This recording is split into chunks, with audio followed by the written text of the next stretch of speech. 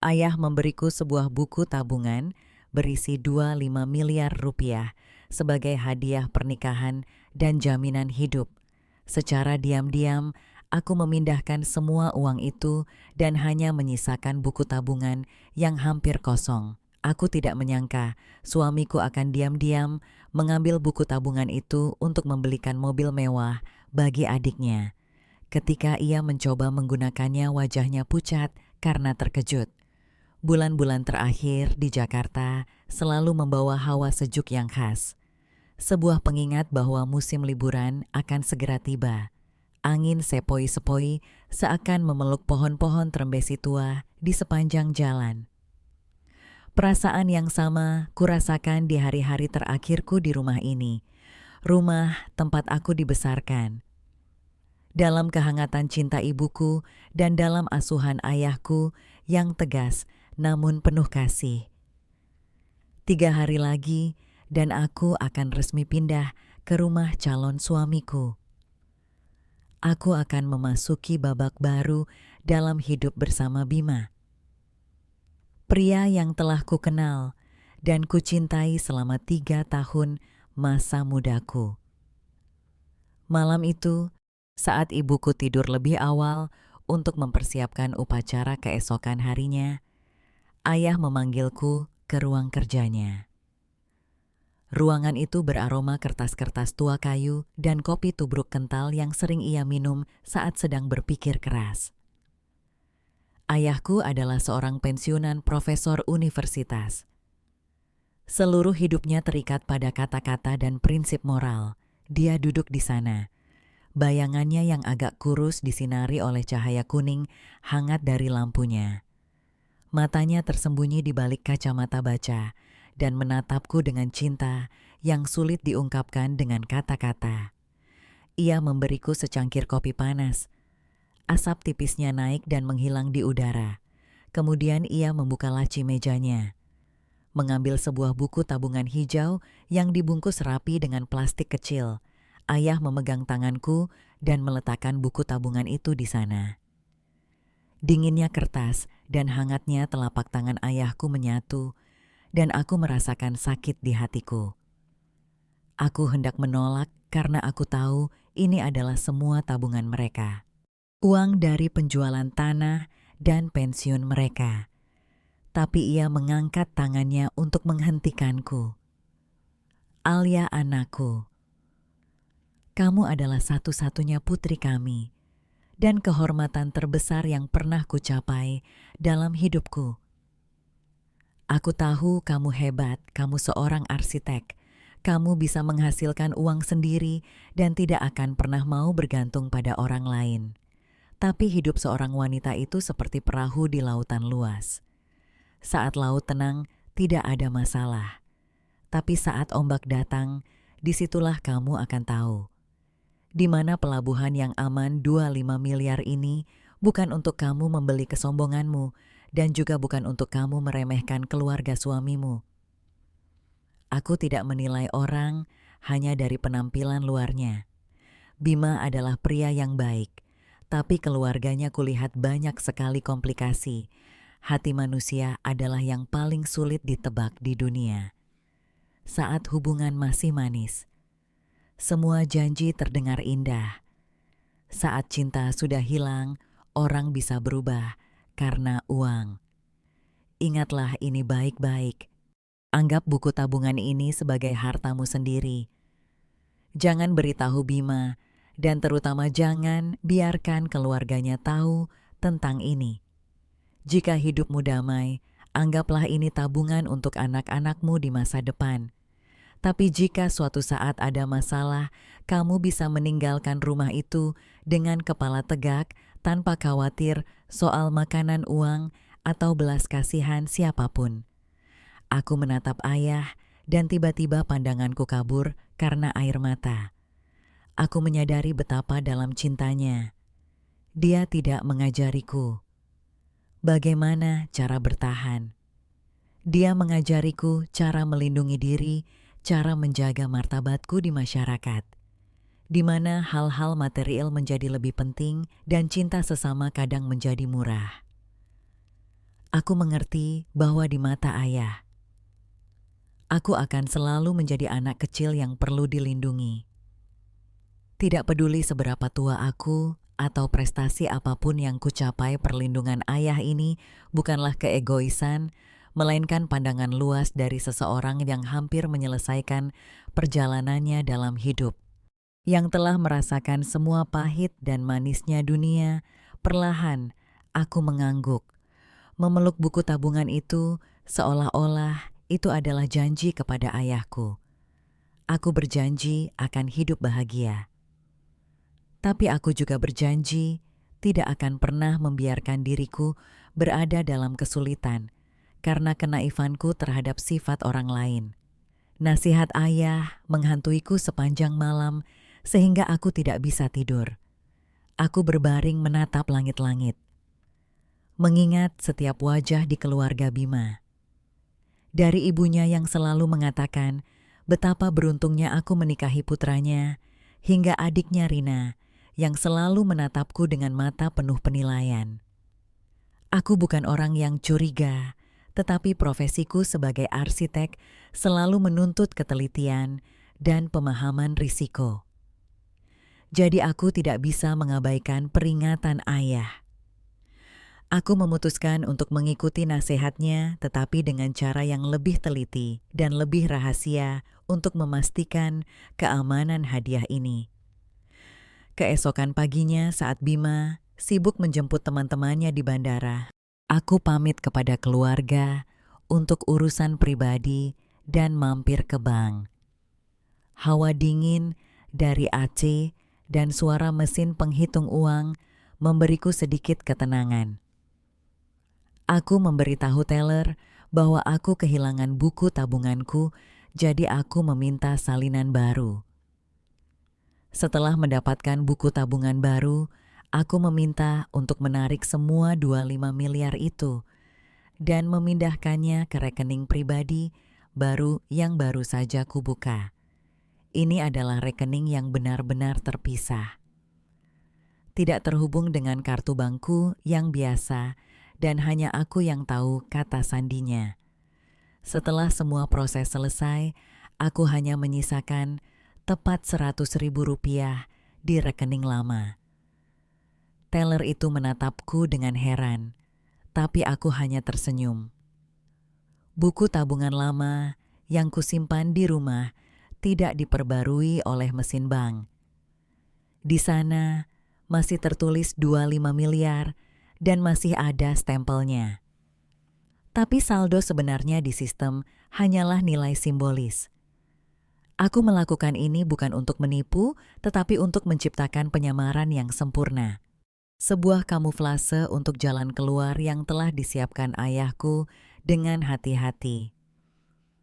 Saat pulang, aku diam-diam naik ke gudang tempat barang-barang lama keluarga yang jarang disentuh disimpan. Bau debu dan kayu lapuk yang biasa ditemukan di gudang-gudang tua di Indonesia menyelimutiku. Aku melihat sebuah peti tua.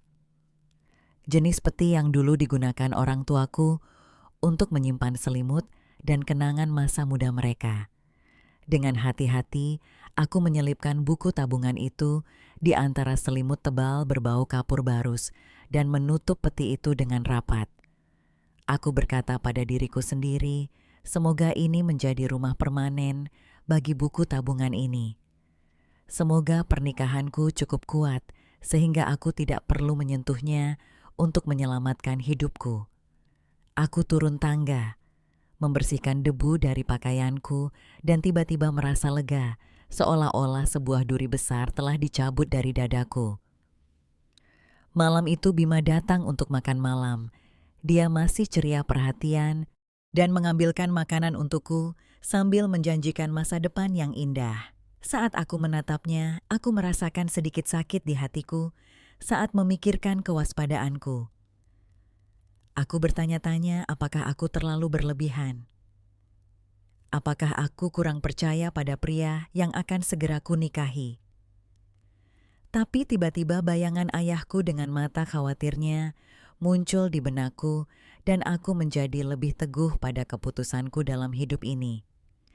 Lebih baik siap untuk sesuatu yang tidak akan kamu gunakan daripada membutuhkannya dan tidak punya apa-apa. Cinta adalah satu hal, tapi realitas hidup adalah cerita lain, dan aku harus cukup pintar untuk melindungi diriku sendiri sebelum bergantung pada perlindungan orang lain. Akhirnya, hari pernikahan tiba. Hari yang penuh dengan bunga dan ucapan selamat yang indah. Aku mengenakan gaun pengantin putih yang kurancang sendiri. Memegang buket lily of the valley. Aku memasuki gereja dengan iringan musik yang merdu. Bima sangat tampan dengan setelan hitamnya. Dia memegang tanganku, memberiku ciuman manis di depan ratusan tamu. Kedua keluarga tampak bahagia. Meskipun ayah berusaha menyembunyikan emosinya, aku melihat air mata menggenang di matanya. Saat ia menyerahkan tanganku kepada Bima, pernikahan dilangsungkan di sebuah hotel mewah. Semuanya sempurna, seolah-olah berada dalam film romantis. Tapi di tengah senyum dan ucapan selamat, aku mulai memperhatikan tanda-tanda tidak baik dari keluarga suamiku. Ibu Ratna, ibu mertuaku, mengenakan gaun merah mahal dan leher serta tangannya penuh dengan perhiasan berkilauan seolah-olah memamerkan kekayaan keluarga mereka. Dia berkeliling ke setiap meja, tak henti-hentinya, menyombongkan bahwa menantunya berasal dari keluarga, berada seorang arsitek hebat, dan anak tunggal. Jadi kekayaannya pasti akan jatuh ke tangan mereka. Kata-kata itu sampai ke telingaku dan aku merasa tidak nyaman. Sepertinya di matanya aku bukan anggota keluarga baru, melainkan investasi bagus yang dibawa pulang oleh putranya. Di sebelahnya ada Rina, adik iparku yang baru berusia awal 20-an, tapi sepertinya sudah terbiasa dengan hal-hal material. Rina menatap anting-anting berlian hadiah dari orang tuaku. Kemudian ia membisikkan sesuatu kepada ibunya yang membuat mereka berdua tersenyum, penuh perhitungan. Setelah resepsi kami pulang ke rumah baru kami yang merupakan hadiah dari orang tuaku.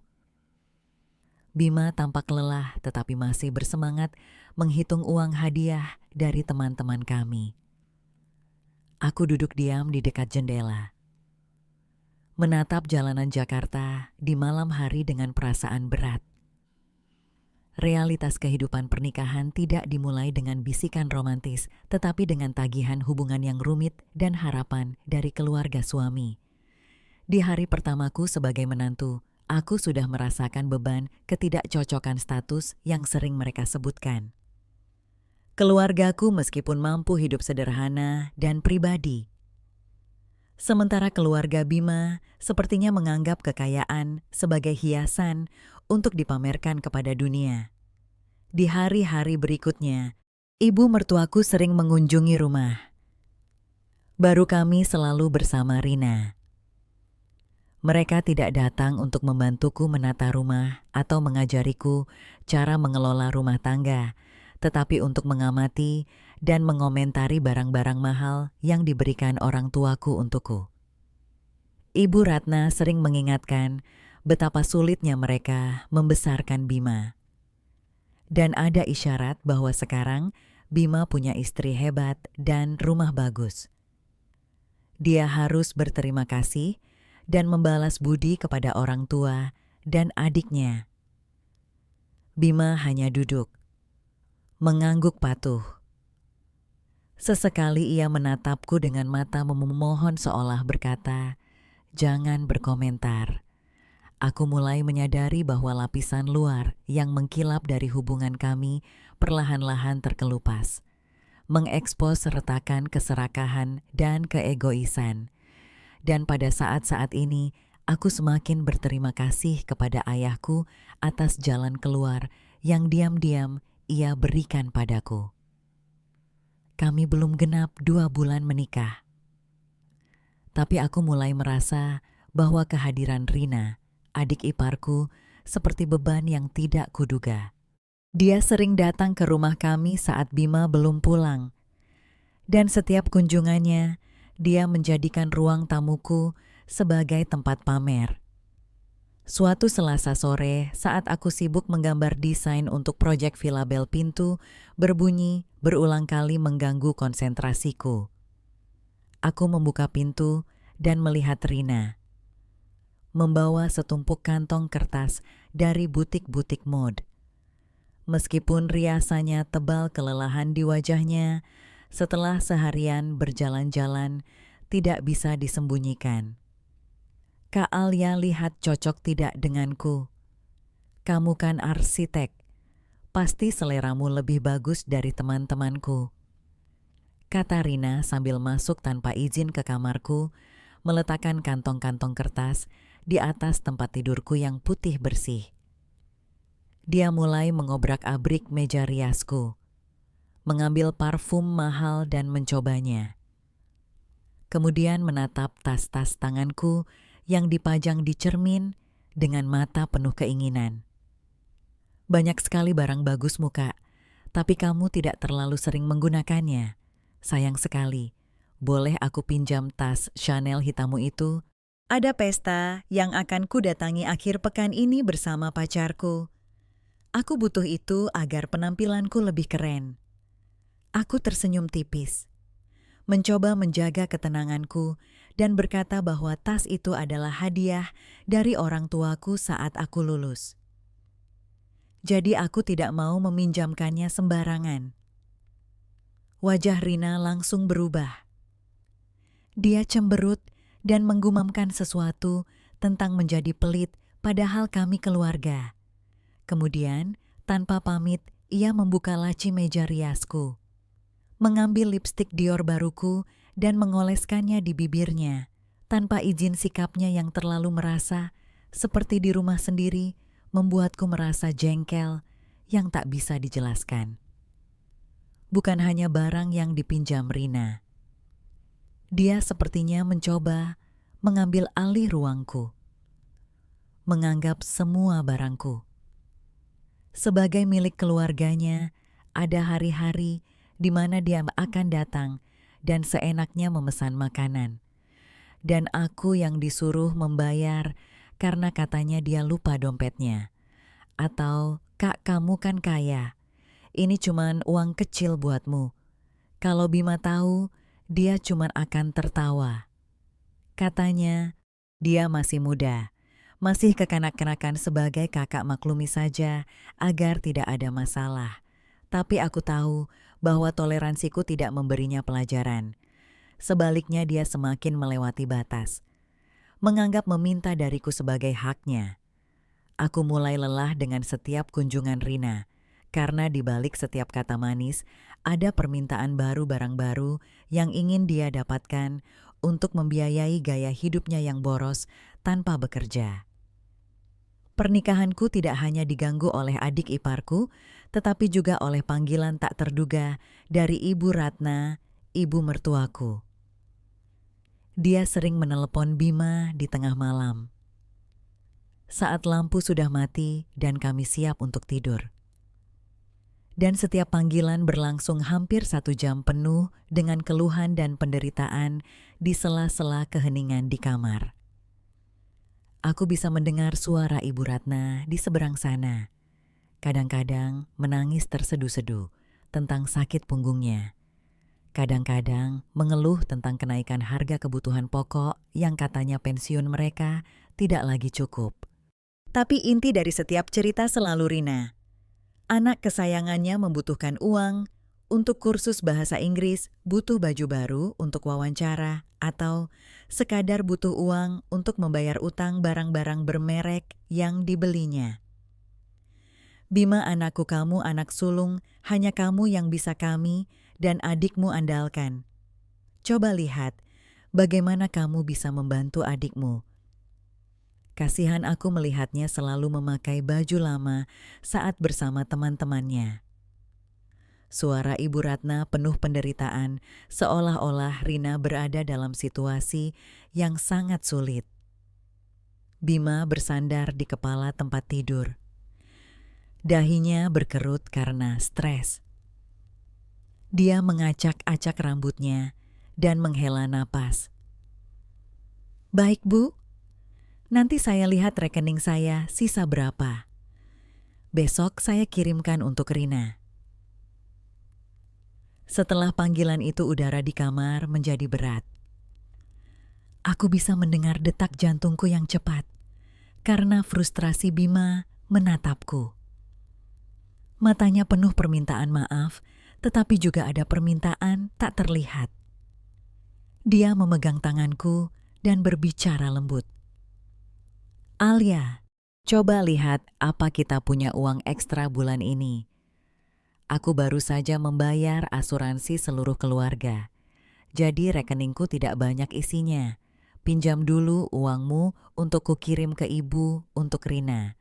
Gaji Bima tidak rendah, tapi hampir setengahnya ia kirimkan ke ibunya setiap bulan.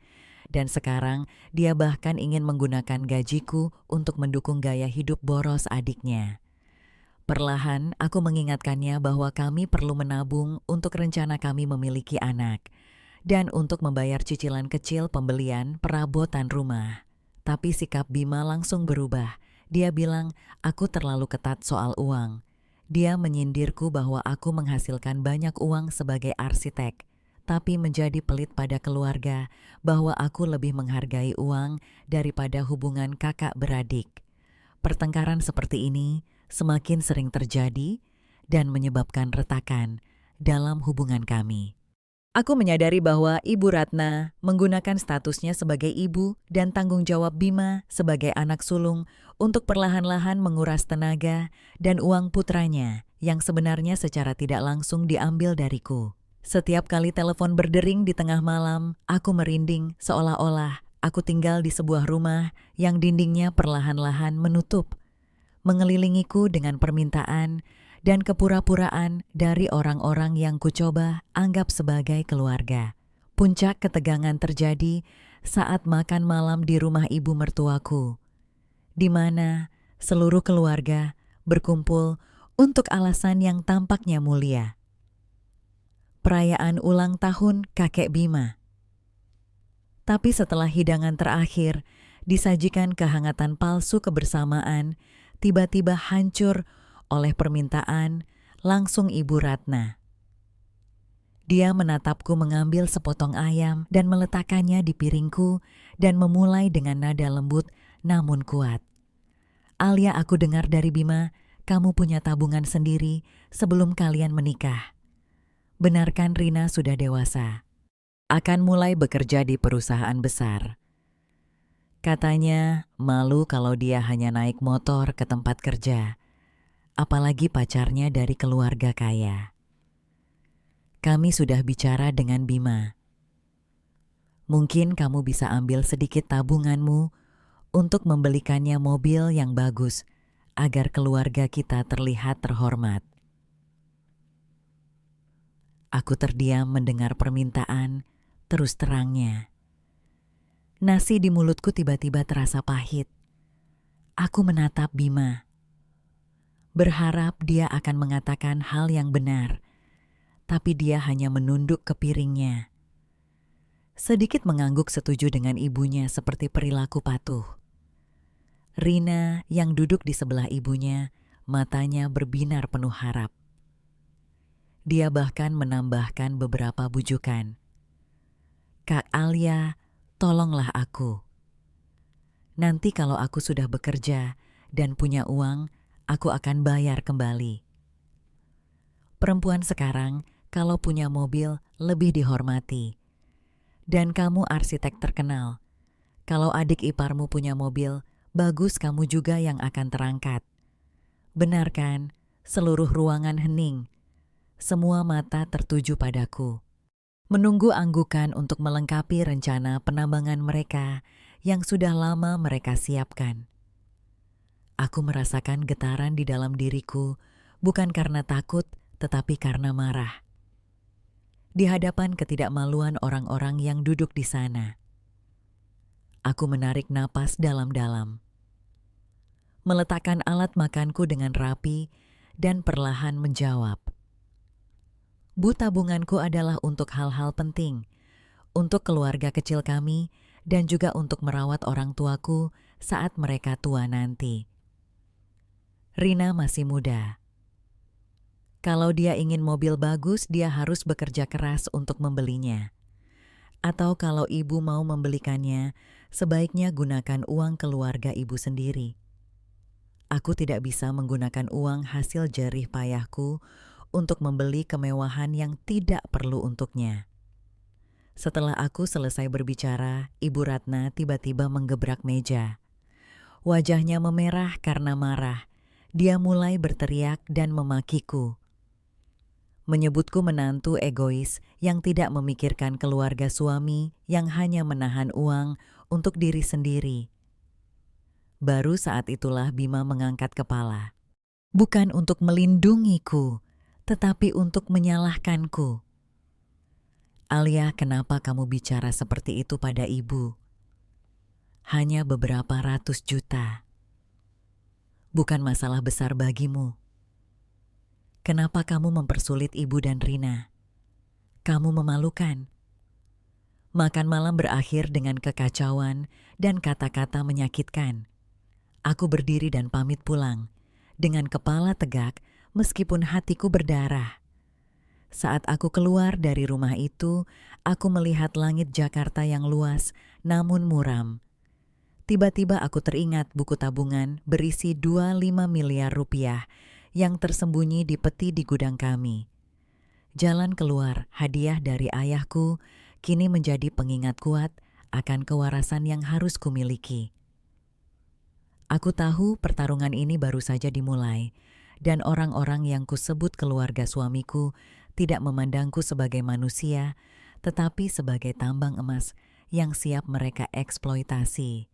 Tapi mereka tidak tahu bahwa di balik penampilanku yang lembut ada keteguhan yang dibentuk oleh nasihat ayahku, dan aku tidak akan pernah membiarkan siapapun menginjak-injak martabatku hanya karena keserakahan mereka yang tak ada habisnya. Sepanjang perjalanan dari rumah mertua Bima tidak berbicara padaku. Ia mengemudi sambil menetap kosong tangannya, mencengkeram setir dengan erat, hingga buku-buku jarinya memutih karena menahan diri. Aku di sampingnya, diam-diam mengamati lampu-lampu jalan yang berlalu di jendela. Hatiku penuh dengan kekecewaan. Kukira Bima adalah pria yang mengerti, yang akan melindungiku dari tantangan hidup. Tapi kenyataan pahit menunjukkan sebaliknya. Begitu kami masuk ke rumah dan menutup pintu kayu yang berat, Bima meledak seperti bom yang sudah lama menyala. Dia membanting kunci mobil ke meja. Suara logam yang menghantam kaca bergema di keheningan rumah. Alia, apa kamu tahu betapa kamu telah mempermalukanku malam ini di depan ibu dan adikku? Kamu bisa mengucapkan kata-kata penuh perhitungan seolah-olah kamu orang asing. Kukira kamu murah hati, seseorang yang mencintai keluarga suami, tapi ternyata semuanya hanya topeng palsu. Bima menatapku dengan marah, tatapan yang belum pernah kulihat selama 3 tahun kami bersama. Dia mulai bercerita betapa orang tuanya berjuang untuknya. Tentang Rina, satu-satunya saudara perempuan yang menjadi tanggung jawabnya untuk dilindungi. Aku tertawa mendengar logika yang bengkok itu. Apakah tanggung jawab melindungi saudara adalah dengan menggunakan tabungan istri untuk membeli mobil mewah? Atau apakah tanggung jawab seorang anak adalah membiarkan ibunya memaki menantunya di depan meja makan tanpa berkata apa-apa? Aku tidak berdebat. Aku hanya menanyakan satu pertanyaan padanya. Bima, jika sekarang orang tuaku yang membutuhkan uang, jika kakak laki-lakiku yang membutuhkan mobil, apakah kamu bersedia memberikan semua gaji dan bonusmu tanpa ragu? Bima terdiam. Wajahnya berubah dari marah menjadi bingung, tapi keegoisannya dengan cepat mengambil alih. Dia berteriak bahwa aku mencampur adukan hal-hal bahwa keluargaku kaya dan tidak akan pernah membutuhkan, sementara keluarganya miskin, jadi butuh bantuan. Kelemahan Bima bukan karena kebaikannya, tetapi karena kurangnya pendirian untuk mengetahui yang benar dan yang salah. Dia memilih untuk mengorbankan hak istrinya demi mendapatkan kepuasan palsu dari ibu dan adiknya. Malam itu kami tidur di kamar yang berbeda. Dinding yang memisahkan kami bukan hanya batu bata, tetapi retakan kepercayaan yang diinjak-injak tanpa ampun. Seminggu setelah makan malam yang mengerikan itu, udara di rumah kami tetap dingin. Kami saling menghindar, dan jika bertemu sapaan, kami terasa dipaksakan. Tiba-tiba suatu Jumat sore, saat aku pulang kerja, aku mencium bau asap dari dapur dan aroma semur kesukaanku yang menyebar ke seluruh rumah. Aku melihat Bima di dapur. Wajahnya berseri-seri saat melihatku masuk. Dia berlari menyambutku, mengambil tasku dan mengundangku makan. Dia meminta maaf dengan tulus atas kemarahannya minggu lalu. Dia mengakui kesalahannya dan berjanji tidak akan mengulanginya lagi. Alia, aku sudah memikirkannya matang-matang. Kita baru menikah. Kita tidak seharusnya bertengkar karena uang. Uangmu adalah uangmu. Aku tidak akan memintanya lagi. Maafkan aku, kata Bima, sambil mengambilkan makanan untukku. Aku menatapnya dan merasakan campuran emosi dan keraguan. Pria yang membentakku minggu lalu sekarang selembut anak kucing. Apakah perubahan ini tulus? Atau ada motif lain? Selama makan malam, Bima terus mengenang kenangan indah kami, janji-janji kami bersama. Sampai akhir kepura-puraannya begitu sempurna. Jika aku bukan orang yang telah melalui banyak hal, mungkin aku akan percaya pada ketulusannya. Tapi firasatku mulai memberikan peringatan saat Bima tiba-tiba menjadi rajin membersihkan rumah. Terutama saat dia selalu berkeliaran di gudang dengan alasan mencari buku-buku lama untuk dibaca. Aku diam-diam mengamatinya, memperhatikan matanya yang sesekali melirik ke peti tua tempat aku menyembunyikan buku tabungan berisi 25 miliar itu. Kebaikan yang tiba-tiba ini ternyata hanyalah obat tidur untuk mengurangi kewaspadaanku agar dia memiliki kesempatan untuk menggeledah dan menemukan harta yang didambakan seluruh keluarganya. Aku merasa dingin. Perasaan ditipu oleh orang yang tinggal bersamamu di bawah satu atap lebih menyakitkan daripada teriakan apapun. Bima tidak ingin berdamai karena cinta.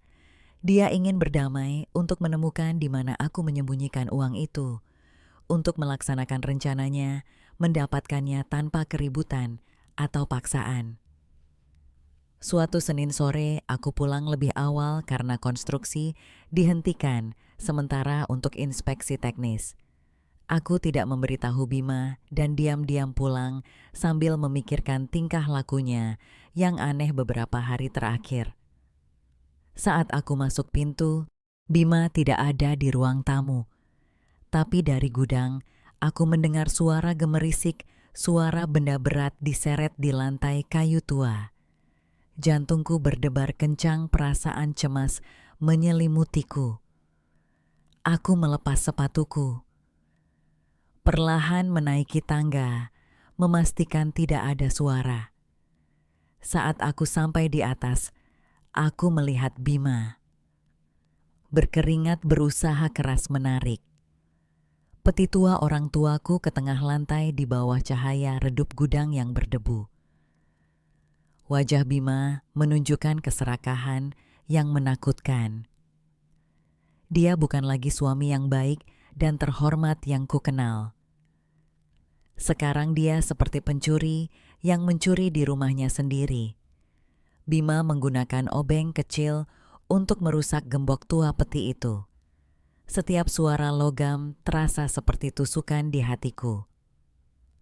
Aku berdiri di sana bersembunyi di balik pintu dan merasa sakit saat menonton adegan itu. Pria yang kujanjikan akan bersama dalam suka dan duka kini diam-diam menggeledah kenangan keluargaku hanya demi selembar kertas senilai 25 miliar. Akhirnya gembok terbuka. Bima bersorak dan mulai mengobrak-abrik selimut dan pakaian tua yang disimpan oleh orang tuaku, dan dia menemukannya. Buku tabungan hijau yang tersembunyi di bawah peti itu kini berada di tangan Bima yang gemetar. Dia membuka buku tabungan itu. Matanya berbinar saat melihat angka 2,5 miliar yang tertulis dengan jelas. Aku melihatnya dengan cepat menyelipkan buku tabungan itu ke saku bajunya. Dengan hati-hati menutup peti dan menyeka sidik jarinya, seolah-olah tidak terjadi apa-apa. Profesionalisme dalam penipuannya membuatku merinding. Aku diam-diam turun keluar dari rumah dan menutup pintu dengan pelan. Seperti saat aku datang. Aku duduk di mobilku dan tak bisa menahan tangis. Bukan karena uang, karena sebenarnya isi buku tabungan itu hanya 100.000 rupiah, melainkan karena aku menyadari bahwa pernikahan kami telah benar-benar berakhir saat dia memegang buku tabungan itu dengan niat jahat. Setelah meninggalkan rumah dengan rasa jijik dan terkejut, aku tidak mengemudi jauh. Aku berhenti di sebuah sudut yang sepi, menundukkan kepalaku di setir dan membiarkan air mataku mengalir. Aku menangis bukan karena 25 miliar rupiah itu, karena uang itu aman di rekening pribadiku. Aku menangis untuk kenaifanku dan untuk ayahku tercinta yang begitu mengkhawatirkanku. Aku teringat mata ayah malam itu. Mata yang berisi pengalaman pahit tentang sifat manusia yang dulu kukira sedikit berlebihan sekarang. Setiap kata yang diucapkannya menjadi obat pahit yang membangunkanku dari kebutaan cinta. Aku bertanya pada diriku sendiri. Jika aku tidak mengikuti nasihat ayah, jika 25 miliar itu benar-benar ada di tangan Bima sekarang, apakah dia masih akan menganggapku sebagai istri, atau akankah dia menginjak-injakku tanpa ampun untuk memuaskan keserakahan keluarganya? Jawabannya sangat jelas saat aku melihat kegembiraannya saat memegang buku tabungan di gudang. Setelah 1 jam, aku menyeka air mataku, memakai sedikit bedak untuk menyembunyikan pucatku, dan dengan tenang mengemudi kembali seolah-olah tidak terjadi apa-apa. Aku ingin melihat kemana drama ini akan berujung. Aku ingin melihat batas ketidakmaluan yang bisa dicapai Bima dan keluarganya. Saat aku masuk ke rumah aku, melihat Bima di ruang tamu, dengan senyum aneh di bibirnya. Dia bahkan secara sukarela membuatkan jus jeruk dingin untukku. "Alia, kamu sudah pulang. Lelah kerja aku sudah membersihkan barang-barang lama di gudang agar rapi. Ternyata banyak sekali kenangan keluargamu di sana. Jadi aku rapikan sekalian." Aku menatap matanya dalam-dalam, mencoba mencari sedikit pun penyesalan. Tapi aku tidak melihat apa-apa. Hanya kemenangan yang dipaksa disembunyikan di balik sikap penuh perhatian. Aku balas tersenyum. "Terima kasih atas usahamu." Dan perlahan menaiki tangga dengan perasaan ringan yang aneh. Malam itu saat aku berbaring di samping pria yang kucintai dengan sepenuh hati, aku merasa seperti berada di samping orang asing yang berbahaya. Bima memelukku, membisikkan janji-janji tentang liburan mewah di masa depan dan bagaimana dia akan membalas budiku. Aku memejamkan mata, merasakan napasnya di tengkuku dan aku merinding. Seperti napas seekor ular berbisa yang menunggu kesempatan untuk menggigit. Aku diam-diam mengamati setiap gerakannya dalam gelap dari diam-diam, memeriksa saku bajunya sebelum mandi. Hingga serangkaian SMS-nya kepada seseorang dengan wajah misterius. Aku tahu itu Rina atau Ibu Ratna komplotannya yang dengan penuh semangat menunggu hadiah mereka. Aku tidak bergerak. Aku tidak bertanya. Aku memilih untuk menghadapi mereka dalam kegelapan melalui keheninganku yang keras kepala. Menunggu saat topeng mereka akhirnya jatuh di hadapan kenyataan pahit. Keesokan harinya Bima berangkat kerja lebih awal dari biasanya. Setelah itu aku menerima SMS dari Rina. Adik iparku tiba-tiba menjadi sangat manis. Dia mengundangku minum kopi sore hari katanya untuk berbicara dan menghilangkan kesalahpahaman. Aku menolak dengan sopan. Mengatakan aku sibuk di lokasi konstruksi, tapi sebenarnya itu agar aku punya waktu untuk memantau setiap gerakan mereka. Seperti yang kuduga kamera CEC. T. V lama kami di ruang tamu yang kusembunyikan di balik dekorasi, dan hanya aku yang memiliki akses di ponsel merekam kedatangan diam-diam Rina di rumah kami. Di tengah hari, kakak beradik Bima dan Rina duduk di ruang tamu. Wajah mereka berseri-seri seperti memenangkan lotre. Bima mengeluarkan buku tabungan dari sakunya dan meletakkannya di atas meja seperti sebuah harta karun. Rina berteriak kegirangan, mengambilnya dan menciumnya berulang kali. Sudah kubilang kan Kak, tentu saja Kak Alia akan menyembunyikan uang itu di tempat tersembunyi. Untung saja kamu pintar dan menemukannya. Kata Rina sambil memegang buku tabungan dengan keserakahan yang kuat. Dengan 25 miliar ini, kita akan membayar uang muka untuk mobil terbaru sore ini agar teman-temanku iri dan agar penampilanmu juga bagus di depan rekan kerjamu. Bima sedikit ragu. Dia berdiskusi dengan adiknya bagaimana cara mendapatkan uang itu tanpa sepengetahuanku. Tapi Rina dengan cepat memotongnya dengan alasan yang bengkok bahwa buku tabungan itu atas namaku.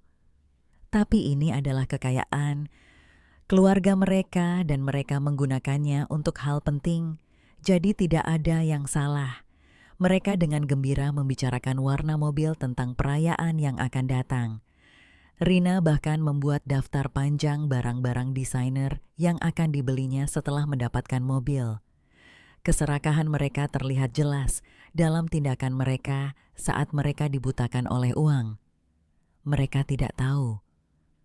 Di balik 25 miliar rupiah yang tertulis di buku tabungan, ada kebohongan besar. Mereka juga tidak tahu bahwa aku sedang duduk di kantorku. Diam-diam menyaksikan ketidakmaluan mereka di layar kecil ponselku dengan rasa jijik. Keserakahan telah menghilangkan kewarasan mereka.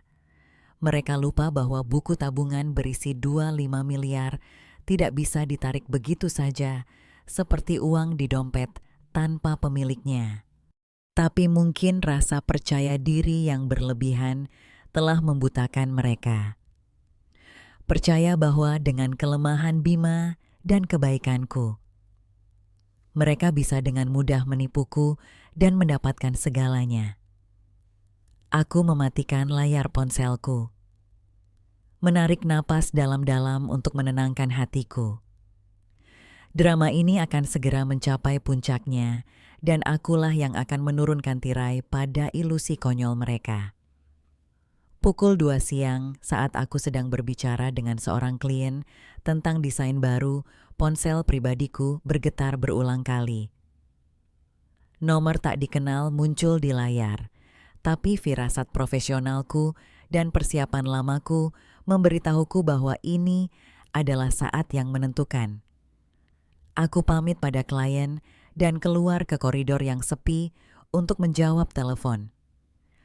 Suara di seberang sana adalah seorang wanita muda dan profesional yang terdengar agak ragu. "Halo Ibu Alia, saya petugas bank dari cabang dekat dealer mobil mewah di SCBD.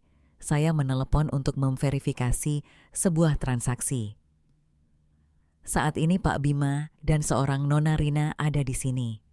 Mereka menunjukkan surat kuasa dan selip penarikan dengan tanda tangan Ibu. Mereka meminta kami untuk menerbitkan cek manajer senilai hampir 300 juta rupiah dari buku tabungan Ibu untuk langsung dibayarkan sebagai uang muka ke dealer." Tiba-tiba jantungku berdebar kencang. Bukan karena takut, tetapi karena keberanian Bima telah melampaui semua ekspektasiku. Dia berhasil membawa buku tabunganku ke dealer untuk transaksi tanpaku, yang membuktikan bahwa dia benar-benar meremehkanku. Petugas itu melanjutkan dengan khawatir. "Bu, menurut kebijakan bank transaksi sebesar ini memerlukan kehadiran dan tanda tangan pribadi Ibu. Tapi Pak Bima menunjukkan surat kuasa dengan tanda tangan Ibu dan salinan KTP Ibu. Karena jumlahnya besar, saya memeriksa di sistem dan diam-diam mengambil nomor kontak Ibu untuk verifikasi sebelum saya menyetujuinya. Aku berterima kasih dari lubuk hati kepada petugas yang baik itu atas kewarasan dan profesionalismenya." Suaraku menjadi tegas dan penuh tekad. "Terima kasih atas informasinya. Tolong buat cara agar mereka tetap di sana selama 15 menit lagi. Katakan bahwa saldo sedang diverifikasi atau ada proses lain di bank. Jangan biarkan mereka pergi. Saya sedang dalam perjalanan sekarang dan membawa semua dokumen yang diperlukan untuk menyelesaikannya." Setelah menutup telepon aku, segera menelepon seorang teman lama yang polisi untuk melaporkan pemalsuan tanda tanganku dan pencurian identitas yang digunakan dalam transaksi besar, dan meminta untuk mengirim petugas untuk menangkap mereka basah-basah. Aku kembali ke kantor, membereskan barang-barangku dengan cepat seperti seorang prajurit yang akan pergi berperang. "Ayah, sekarang aku akan menunjukkan pada mereka bahwa jalan keluarku bukan hanya uang, tetapi juga keberanian untuk melindungi diri dari kebohongan." Aku cepat-cepat turun ke tempat parkir, mencengkeram setir dengan erat. Mataku menyala karena marah demi hukuman yang adil. Untuk mereka yang menginjak-injak kepercayaan dan cintaku, mobilku melaju kencang di jalanan Jakarta yang sibuk. Tapi pikiranku tenang dengan cara yang aneh. Hawa dingin dari Aceh tidak mengurangi panasnya amarah yang mendidih di dalam darahku. Tapi itu membantuku tetap tenang untuk langkah terakhir. Aku melihat ke cermin dan melihat wajah yang penuh tekad yang mungkin belum pernah kulihat pada diriku sendiri. Miliaran adalah jumlah yang besar bagi banyak orang, sebuah mimpi. Tapi bagiku sekarang itu adalah ujian kejam untuk menelanjangi sifat asli orang-orang yang kukira akan menemaniku seumur hidup. Aku menelepon David, teman lamaku, yang kini menjadi inspektur polisi. Suaranya yang dalam dan berwibawa memberiku keberanian. "Alia, aku sudah menerima laporannya. Tim sedang menuju ke showroom.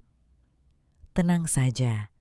Semua bukti pencurian buku tabungan oleh Bima dan pemalsuan tanda tangan untuk transaksi ilegal sudah jelas berdasarkan apa yang kamu berikan." Nasihat David padaku, aku berterima kasih padanya dan semakin mempercepat laju mobilku. Setiap pohon di pinggir jalan berlalu dengan cepat, seperti adegan dalam film gerak lambat dari pernikahanku yang singkat dan penuh kebohongan. Aku teringat hari-hari pertama kami bersama Bima. Wajahnya yang baik, kata-katanya yang manis. Ternyata semuanya hanyalah topeng indah untuk menyembunyikan jiwa yang busuk dan keserakahan tak berujung yang dibesarkan oleh Ibu Ratna yang terlalu memanjakan. Aku sudah dekat dengan showroom. Aku berhenti di sebuah tikungan untuk menarik napas dalam-dalam. Aku mengambil ponselku, menonton kembali video dari kamera keamanan pagi tadi. Aku melihat kegembiraan Rina saat mencium buku tabungan yang tertera namaku dan aku merasa jijik. Keputusanku sekarang bukan lagi karena marah, tetapi keputusan untuk kehormatanku dan keluargaku. Aku tidak akan membiarkan orang tuaku dipermalukan karena anak lemah yang diinjak-injak oleh keluarga suami. Aku akan menunjukkan pada mereka bahwa kebaikanku ada batasnya. Dan ketika batas itu dilanggar, bayarannya adalah rasa malu yang luar biasa. Aku memasang sabuk pengamanku. Mataku tertuju pada gedung berkilauan showroom mobil di depan. Disinilah sebuah tragedi akan berakhir dan sebuah kehidupan baru yang bebas dan penuh martabat akan dimulai. Saat aku masuk ke showroom, suasana mewah, aroma parfum mahal, dan lampu yang menyilaukan pada mobil-mobil mengkilap memberiku beban aneh di dada.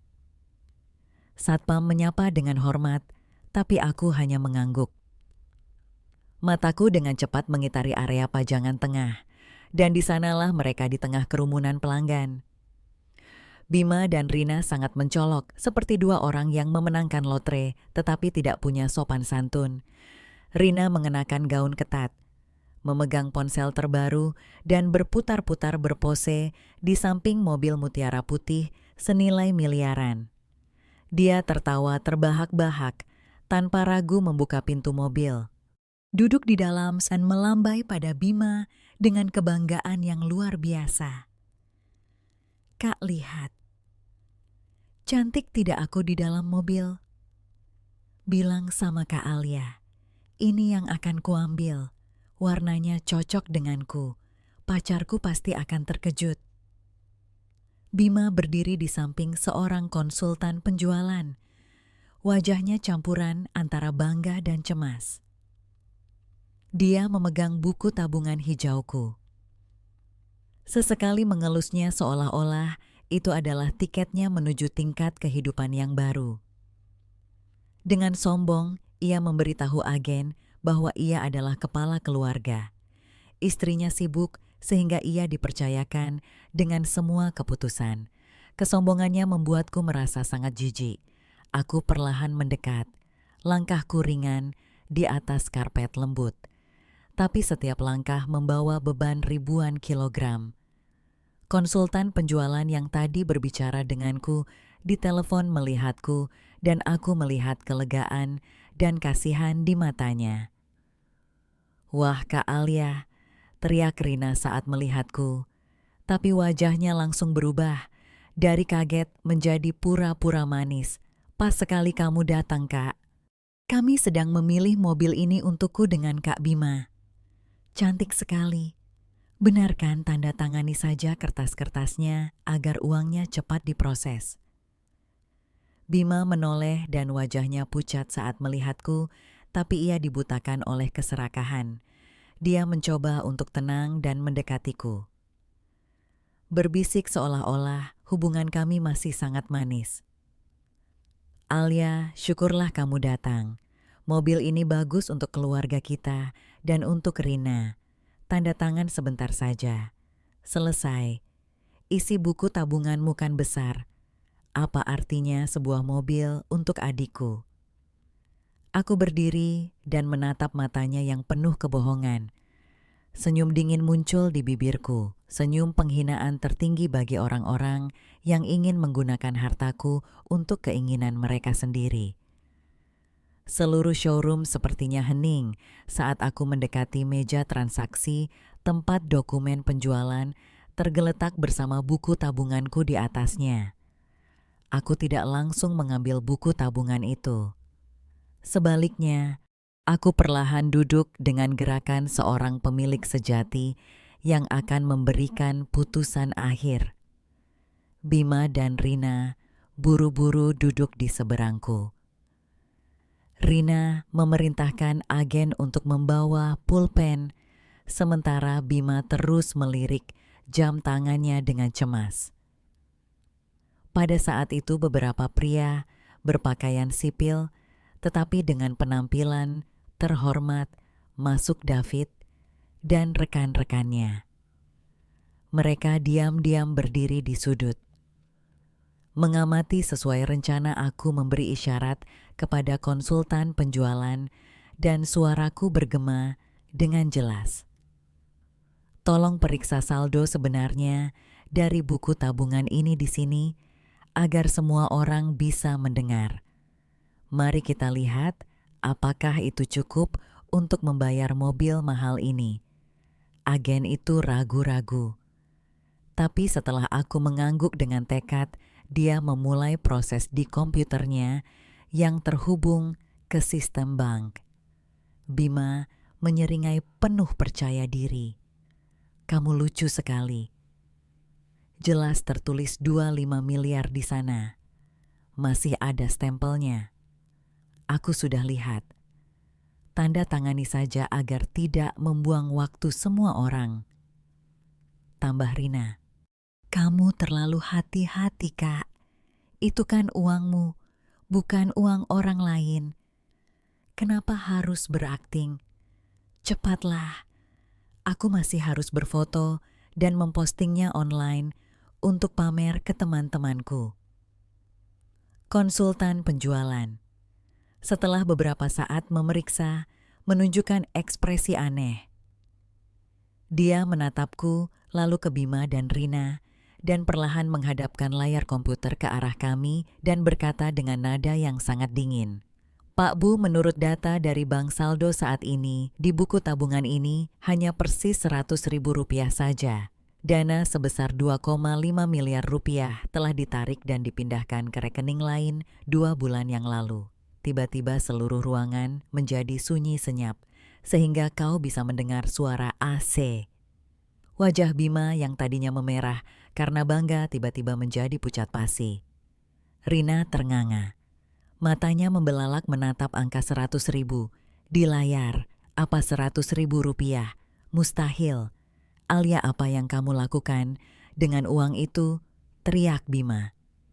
Dia berdiri, hendak merebut buku tabungan itu, tapi aku dengan cepat mengambilnya. Aku menatapnya dengan mata sedingin es. Aku tidak melakukan apa-apa. Itulah saldo sebenarnya. Sejak hari pertama aku membawanya ke rumah ini, buku tabungan itu kosong. Bagaimana kamu bisa membeli mobil? Bagaimana kamu bisa pamer karyawan dan pelanggan di sekitar tertawa saat menyaksikan adegan memalukan itu? Bima dan Rina berdiri di tengah showroom mewah. Terlihat lebih hina dan menyedihkan dari sebelumnya di bawah tatapan menghina orang-orang. Kenyataan pahit tentang buku tabungan kosong bukan hanya pukulan bagi keserakahan mereka, tetapi juga tamparan menyakitkan bagi martabat palsu yang telah lama mereka bangun. Saat tawa masih bergema, aku perlahan memberi isyarat kepada David. Polisi segera mendekat. Mengelilingi area transaksi di tengah keterkejutan Bima dan Rina. Wajah Bima tak berwarna lagi. Dia tidak bisa berkata-kata saat David menunjukkan lencananya dan mengumumkan perintah untuk sementara membawa mereka ke kantor polisi untuk mengklarifikasi kasus pencurian berkualifikasi, pencurian identitas dan pemalsuan dokumen publik dan komersial karena menggunakan surat kuasa palsu. Rina menjadi histeris.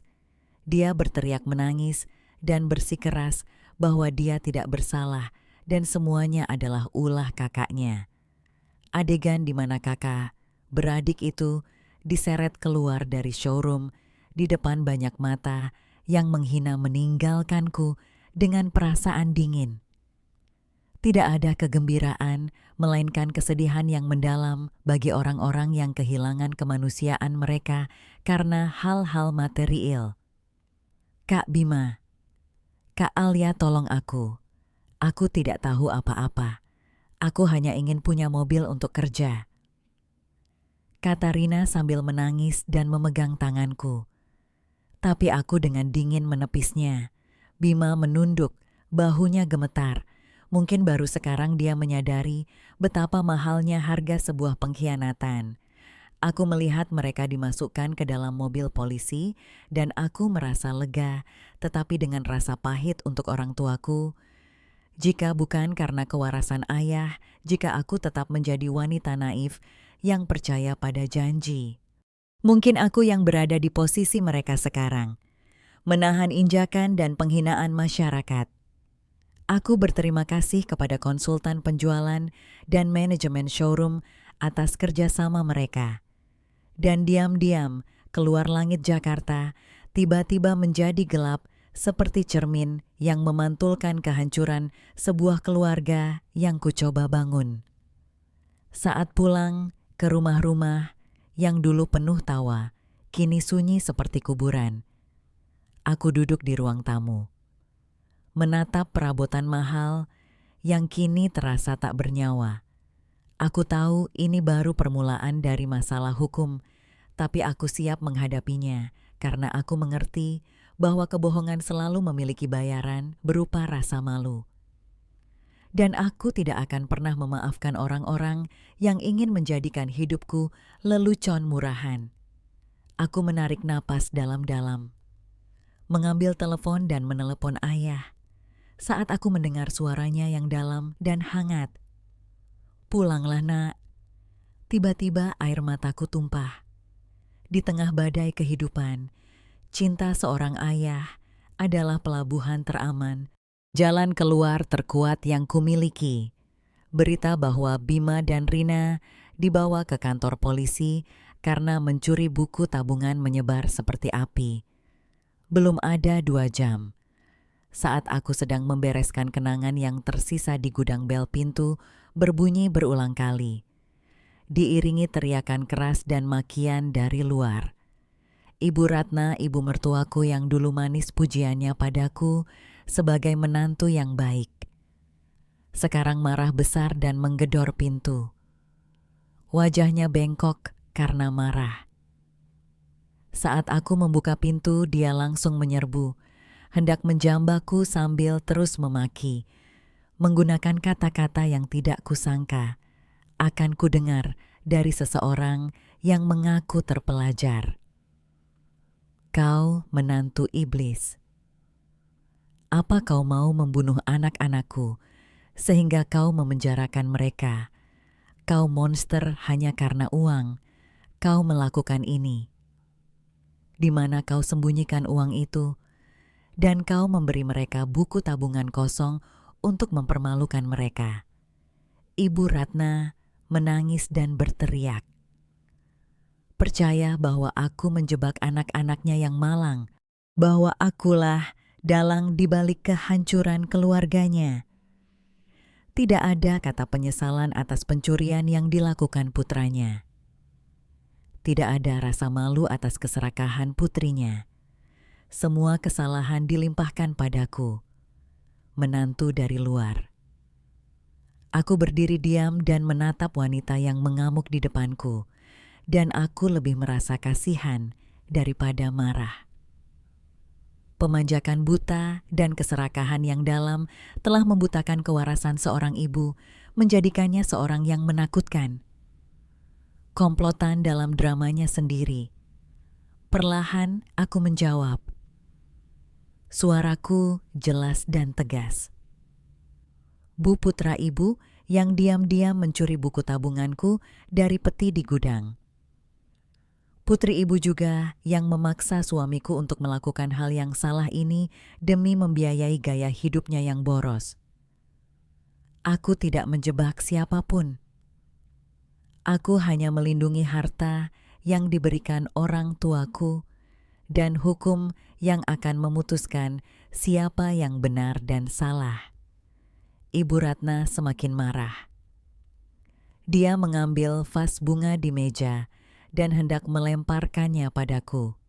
Berteriak bahwa dia tidak akan membiarkanku tenang, bahwa dia akan menuntutku atas penipuan. Warna asli ibu mertuaku akhirnya keluar telanjang dan menjijikan dalam kegilaannya pada uang. Aku menyadari bahwa di rumah ini, cinta tidak pernah ada, hanya perhitungan material yang ditutupi oleh selaput tipis keluarga. Dan pada saat ini, aku merasa sangat cerdas dalam memilih untuk meninggalkan neraka ini.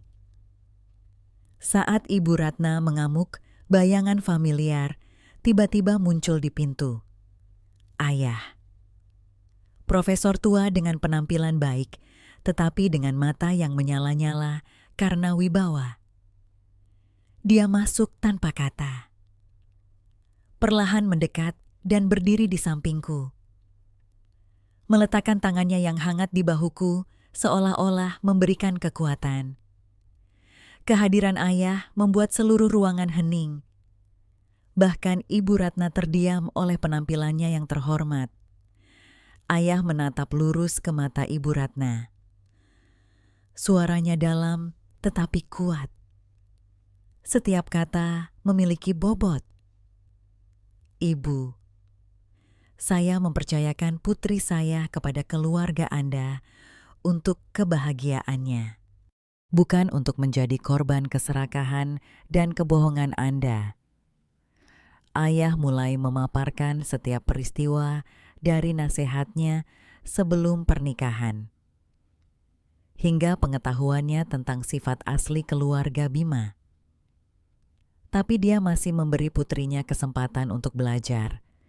Dia menyebutkan nilai 25 miliar bukan sebagai uang biasa, tetapi sebagai kehormatan sebuah keluarga pendidik yang menabung seumur hidup untuk anak mereka. Dia dengan tegas menyatakan bahwa dia akan menggunakan semua kekuatan dan koneksinya untuk menuntut mereka yang menginjak-injak harta dan martabat putrinya. Ibu Ratna hendak menjawab, tetapi ayah mengangkat tangannya. Jangan bicara lagi. Biarkan hukum yang memutuskan berdasarkan bukti. Dan saya percaya bahwa kebenaran akan selalu menang. Putri saya akan meninggalkan rumah ini dengan terhormat, sementara keluarga Anda akan menghadapi konsekuensi yang Anda buat sendiri. Saat aku melihat ayah membelaku, semua rasa sakit dan malu yang kurasakan tiba-tiba hilang. Aku menyadari bahwa tidak peduli seberapa pahit hidup ini, tidak peduli seberapa sulit menebak hati manusia. Aku memiliki sandaran yang kokoh dari keluargaku. Ayah membimbingku keluar dari rumah itu, meninggalkan makian lemah dan keputusasaan sebuah keluarga yang hancur. Saat kami keluar, udara segar sore hari memperluas dadaku. Aku tahu masih ada tantangan di depan, tapi dengan perlindungan orang tuaku dan martabatku sendiri, aku akan memulai semuanya lagi. Kehidupan baru yang benar-benar milikku, di mana tidak ada tempat untuk keserakahan dan kebohongan. 3 hari setelah insiden di dealer mobil, aku duduk di ruang interogasi kantor polisi dengan ketenangan yang aneh. Pulpen hitam di atas meja sepertinya menunggu keputusan akhir untuk mengakhiri sebuah kesalahan dalam hidupku. Bima dimasukkan. Terlihat lelah berjanggut dan dengan kantung mata yang dalam. Saat melihatku, dia tiba-tiba menyerbu. Tangannya yang gemetar mencoba meraih tanganku sambil tak henti-hentinya memohon. Alia, tolong, selamatkan aku sekarang. Aku hanya menuruti ibu dan Rina. Aku hanya tertekan. Makanya aku melakukannya. Katakan pada polisi bahwa kau meminjamkan buku tabungan itu padaku. cabut laporannya dan aku janji akan melakukan segalanya untuk menebusnya padamu. Perlahan aku menarik tanganku. Tatapanku padanya tidak lagi marah, melainkan kasihan pada seseorang yang sampai akhir tidak bisa menghadapi kepengecutannya sendiri. Aku mengambil dokumen yang disiapkan oleh pengacaraku dari tasku dan perlahan meletakkannya di atas meja. Ini adalah permohonan pembatalan pernikahan kami.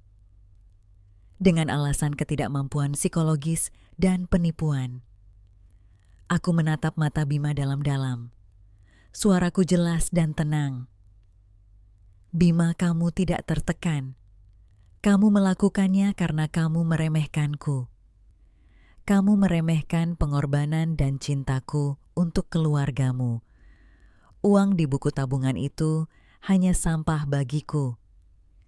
Tapi itu adalah cermin yang menunjukkan sifat aslimu. Seorang pria pengecut dan serakah. Bima menangis gemetar. Aku meletakkan dokumen lain di samping permohonan itu. Tanda tangani pembatalan ini tanpa syarat dan jangan meminta pembagian harta apapun. Sebagai imbalannya, aku akan menandatangani surat pencabutan laporan untuk mencabut tuntutan pidana terhadapmu dan Rina. Ini adalah bantuan terakhir yang akan kulakukan untuk keluargamu. Untuk tidak membiarkan kalian membusuk di penjara. Bima menatap kertas-kertas itu seolah-olah itu adalah hukuman mati bagi kepribadian palsunya. Tapi itu menjadi tiketnya untuk tidak dipenjara. Dengan gemetar, ia memegang pulpen. Dengan cepat menandatangani. Sementara air matanya menetes di atas kertas putih. Aku berdiri.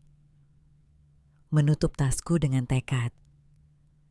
Saat dia menandatangani aku sendiri yang melepaskan belenggu pernikahan beracun. Aku keluar dari kantor polisi.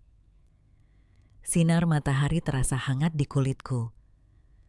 Tapi aku tidak lagi merasa sakit. Kekuatan baru mengalir dalam darahku. Mulai sekarang aku bukan lagi istri Bima. Aku hanyalah Alia, seorang wanita yang melewati badai dengan kewarasan dan martabatnya sendiri. Hidup sangat adil. Apa yang terjadi pada Bima dan keluarganya di hari-hari berikutnya seperti efek domino yang tak terbendung. Adegan memalukan di dealer mobil diam-diam direkam oleh orang-orang dan menjadi viral di Facebook dan TikTok. Karena Bima mengenakan ID card perusahaannya di video itu dengan cepat sampai ke HR mereka. Seminggu setelah dia dipenjara, Bima terpaksa mengundurkan diri karena perusahaan mengancam akan memecatnya karena pelanggaran serius terhadap kode etik yang merusak citra korporasi mereka. Pria yang dulu bangga dengan posisinya, kini menjadi pengangguran dengan noda yang tak terhapuskan. Dia dijauhi oleh rekan kerja. Dihindari oleh teman-teman. Bima mengurung diri di rumah tua orang tuanya, di mana kemiskinan dan omelan Ibu Ratna menyelimuti setiap sudut. Nasib Rina juga tidak baik. Pacar kayanya segera memutuskan hubungan. Saat tahu dia terlibat dalam kasus itu, pria itu takut nama keluarganya akan terseret. Rina dari seorang wanita yang memimpikan mobil dan barang-barang mewah kini penuh penyesalan dan rasa malu. Kemewahan dan keserakahannya telah merenggut semua mimpi indahnya. Ibu Ratna, mertua yang dulunya sombong itu juga merasakan pahitnya saat rumah mereka semakin gelap karena utang yang diam-diam dibuat oleh Rina. Dia tidak bisa lagi menyombongkan kekayaan menantunya. Tidak bisa lagi memaki. Hukum karma tidak pandang bulu. Ia lambat. Tapi pasti dari kejauhan aku merasa hatiku ringan, bukan karena balas dendam, tetapi karena aku tahu bahwa keadilan telah ditegakkan dengan cara yang paling jelas. Aku kembali ke rumah kami untuk terakhir kalinya untuk mengambil barang-barang yang tersisa. Rumah yang kuimpikan akan menjadi rumah kami, kini menjadi ruang kosong dan dingin. Aku tidak mengambil barang apapun yang kami beli bersama. Aku hanya mengambil buku-bukuku, gambar-gambar arsitekturku, dan terutama peti tua di gudang. Peti yang diberikan orang tuaku sebagai pengingat asal-usul dan martabatku. Saat aku memegang selimut berbau kapur barus, aku merasakan hatiku sakit. Jalan keluar yang dikatakan ayah ternyata bukan hanya 25 miliar itu, tetapi juga hal-hal sederhana ini. Berada dalam keluarga yang mengajariku apa itu cukup dan apa yang penting. Aku mengeluarkan peti itu menutup pintu dan mengucapkan selamat tinggal pada masa lalu untuk menghadapi perjalanan baru. Kehidupan yang bebas, tanpa perhitungan, tanpa kebohongan. Truk kecil yang membawa barang-barangku pergi. Aku mengemudi. Melihat di cermin rumah lama kami yang perlahan mengecil dan menghilang. Aku merasa lega. Aku tahu mulai besok aku akan memulai lagi membawa mimpiku modal dari orang tuaku dan yang terpenting kepribadian seorang wanita yang mengendalikan takdirnya sendiri. Sinar sore di Jakarta menerpa kaca mobilku, tetapi aku merasakannya hangat. Kehangatan kebebasan dan martabat yang tidak bisa dibeli oleh uang apapun.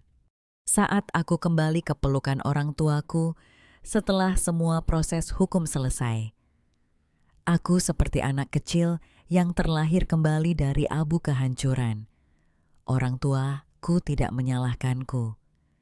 Sebaliknya ayah membeli tiket pesawat untuk liburan ke Bali.